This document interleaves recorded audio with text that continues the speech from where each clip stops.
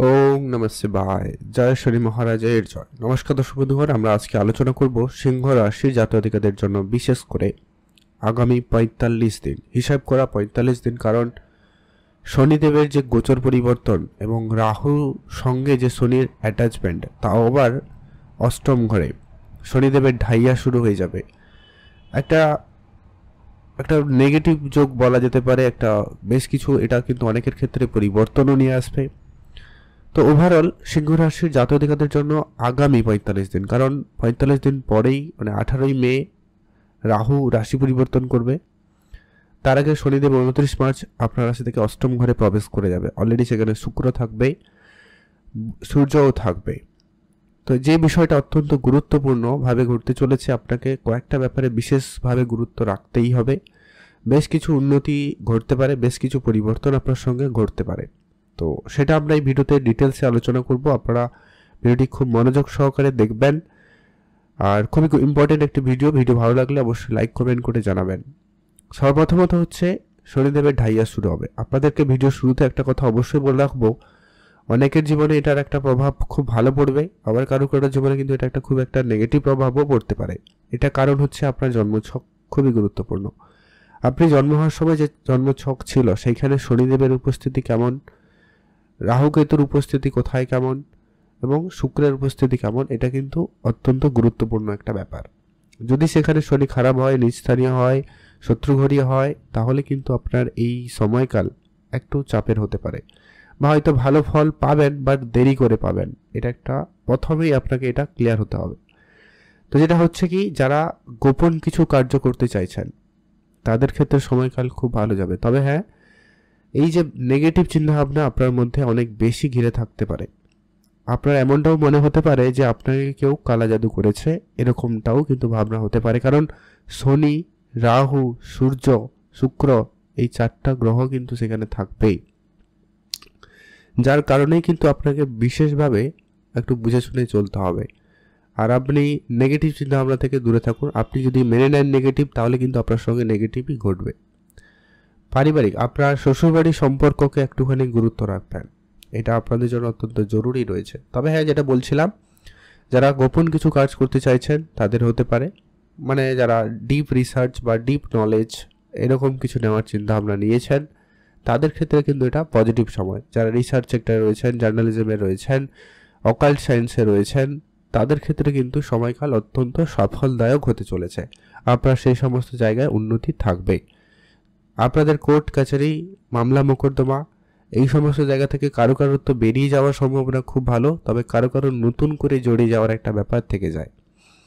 আর একটা বিষয় আপনাকে বিশেষ ধ্যান রাখতে হবে, যেটা হচ্ছে আপনি যখনই যাত্রা করবেন, রাস্তাঘাটে যখনই চলবেন, একটু দেখে শুনেই চলবেন। একে তো আপনার রাশির অধিপতি সূর্যদেব অষ্টম ঘর, যেটা খুব একটা ভালো নয়, সেখানে আবার শনি থাকছে, রাহু থাকছে, গ্রহণযোগ তৈরি হবে। তো যার কারণেই আপনাকে কিন্তু একটা বিশেষ গুরুত্ব রাখতে হবে। আপনার হেলথ ইস্যু যাতে না হয় সেটা খেয়াল রাখুন। ভারী কোনো কাজ করবেন না, রিস্কি কোনো সিদ্ধান্ত নেবেন না, দ্রুতগামী কোনো যানবাহন চালানো থেকে আপনাকে বিশেষভাবে ধ্যান রাখতেই হবে। এটা ভয় দেখানোর কোনো ভিডিও নয়, আপনাকে একটু সতর্কবার্তা দেওয়া হচ্ছে। আপনি যদি এটা আগে থেকে সতর্ক হতে পারেন তো সময়কালটা আপনার জন্য অনেকটা পজিটিভ হবে। আর একটা কথা তো আপনাদেরকে বলেছি, যদি আপনার জন্মছক ভালো হয় তাহলে এর প্রভাব খুব একটা আপনার উপরে পড়বে না। আপনার অর্থ সঞ্চয়ের জায়গায় একটা প্রভাব ফেলবেই। কারোর অর্থ প্রচুর আসবে, কারোর অর্থ একবারে লোকসানে যেতে পারে। তাই আপনি কোনো ইনভেস্টমেন্টের যখন কিছু পরিকল্পনা করছেন বা করবেন, একটু ভেবেচিন্তেই করবেন। চোখ বন্ধ করে কারোকে বিশ্বাস করে এই ধরনের সিদ্ধান্ত আপনারা এই সময়কালে অন্তত গ্রহণ করবেন না। শনিদেবের দৃষ্টি সম্পর্কে যদি বলি, আপনার কর্মস্থানে পড়বে, আপনার অর্থের ঘরে পড়বে, কুটুম্ব পরিবারের ঘরে পড়বে, আর একটা পড়বে আপনার পড়াশোনার ঘরে। তো যার কারণে আপনার কেরিয়ারে প্রথমত আপনাকে ধ্যান রাখতে হবে। কারো কেরিয়ারে খুব বড় পরিবর্তন আসবে, যেটা অনেকদিন ধরে চাইছিলেন ওটা হতে পারে, মন মতো পরিবর্তন হতে পারে, বা কেউ চাইছিল না তার ক্ষেত্রেও কিন্তু একটা পরিবর্তন দিয়ে যেতে পারে, সম্ভাবনা রয়েছে। আর আপনি আপনার কর্ম জায়গায় খুবই নিষ্ঠা ভরে ন্যায়ের সঙ্গে থাকার চেষ্টা করবেন, তাহলে কিন্তু আপনার জন্য খুবই পজিটিভ ঘটবে। জীবনে কিছু করে দেখানোর জন্য এই সময়কাল অত্যন্ত ভালো থাকবে, তাই আপনি ন্যায়পরায়ণ হয়ে থাকবেন। এতে শনিদেব অনেক বেশি আপনাকে রেজাল্ট ভালো প্রদান করে যাবে।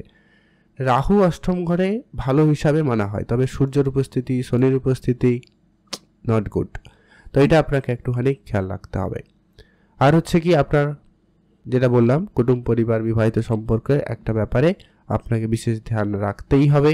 সেখানে অনেক ভুল বুঝাবুঝি, অনেক মিসআন্ডারস্ট্যান্ডিং লেভেল অনেক বেড়ে যেতে পারে। নিজেদের মধ্যে একটা তর্কযুক্ত পরিবেশ বা ডিট্যাচমেন্টের পরিবেশ তৈরি হয়ে যেতে পারে, তাই আপনাকে বিশেষ খেয়াল রাখতে হবে। আর আপনি যখনই কোনো রকম কথা বলবেন কারোর সঙ্গে খুবই সংযত থাকবেন। আর পড়াশোনার জায়গায় মনোযোগ অনেক বেশি ডিস্ট্র্যাক্ট হতে পারে, মন অনেক বেশি চঞ্চল হতে পারে। পড়াশোনা বাদ দিয়ে আপনি আর যত যা কাজ রয়েছে সেদিকে আপনার মনোযোগ চলে যেতে পারে। এটা একটা প্রবণতা আপনার মধ্যে অত্যন্ত বেশি থাকতে পারে।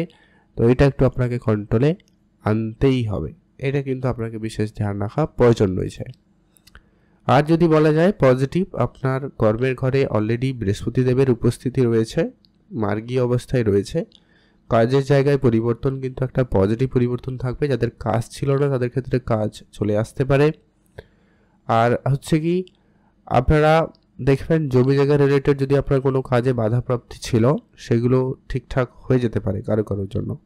যারা লোনের জন্য চেষ্টা করছেন কিন্তু হয়নি, সেটা হতে পারে। তবে আপনাদের কাছে একটাই অ্যাডভাইস যে কি আপনার যদি প্রয়োজন থাকে তাহলেই লোন করবেন, আদারওয়াইজ লোন করবেন না, ঠিক আছে।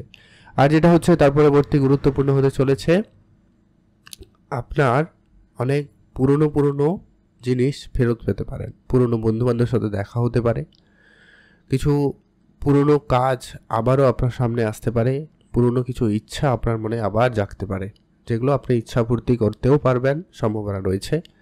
তো এবারে আপনাদের সঙ্গে কিছু উপাচার আপনাদের সঙ্গে আলোচনা করে দিই, যাতে বিষয়টা আপনারা অনেকটা কন্ট্রোলে রাখতে পারেন, ভালো ফল প্রাপ্তি করতে পারেন বা নেগেটিভ প্রভাবকে কম করতে পারবেন। সেটা হচ্ছে আপনারা অবশ্যই প্রতিনিয়ত হনুমান চল্লিশা অবশ্যই পাঠ করবেন, অবশ্যই। আর হচ্ছে কি অবশ্যই সূর্যদেবকে জল অর্পণ তো করবেনই, সেই সঙ্গে পারলে শনি মন্দিরে গিয়ে পুজো দিবেন, শনিদেবের মন্ত্র জপ করবেন। পারলে যদি শনি মন্দির বাড়ির কাছাকাছি নাও থাকে তাহলে আপনি অশ্বত্থ গাছে সন্ধ্যার সময় প্রদীপ জ্বালান বা তাতে জল অর্পণ করে পুজো করবেন, এতে শনিদেব অনেক বেশি তুষ্ট থাকবে। আর পশু পাখিদের খাবার খাওয়াবেন, দান ধ্যানে গুরুত্ব রাখবেন, গরিব দুরস্থ লোকেদের আর্থিক সহায়তা করুন, খাবার দিয়ে সহায়তা করতে পারেন। আর কালো কুকুর খাওয়াতে পারেন, পিঁপড়াকে খাবার দিতে পারেন। এই সমস্ত ছোট ছোট টোটকা আপনারা ফলো আপ করতে পারেন, বিষয়টা আপনাদের জন্য অনেকটা পজিটিভই দিকে যাবে। আর আপনাকে যেটা বললাম হনুমান চল্লিশা অবশ্যই পাঠ করবেন, এটা আপনার জন্য একেবারে রেকমেন্ডেড বলা যেতে পারে, তাই আপনি অবশ্যই ধ্যান রাখবেন। আর আপনার কার্য যে প্ল্যান থাকবে, যে সমস্ত কাজ করবেন সেগুলোকে গোপন রাখবেন, শত্রুদের থেকে আপনারা একবারে নিজেকে দূরে রাখবেন, তাদের সঙ্গে কোনো ঝামেলায় জড়াবেন না। এই ছিল আজকের এই ভিডিও, কেমন লাগলো লাইক কমেন্ট করে জানাবেন। আপনাদের অসংখ্য ধন্যবাদ।